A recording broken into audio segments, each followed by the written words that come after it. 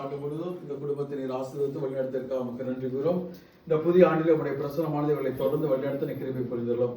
ஆண்டவனுக்கு ஆட்சி வழங்கனை காப்பாராக. ஆண்டவர் தாம் திருமுகத்தை உண்மையில் ஒளிவு செய்து உன் மீது அருள் பொழிவாராக. ஆண்டவர் தாம் திருமுகத்தை உன் பக்கமாக திருப்பி உனக்கு அமைதி அருள்வாராக. எல்லாம் இறைவன் தந்தை மகன் தூயாவியார் உங்களை நிறைவாக ஆசீர்வதிப்பாராக.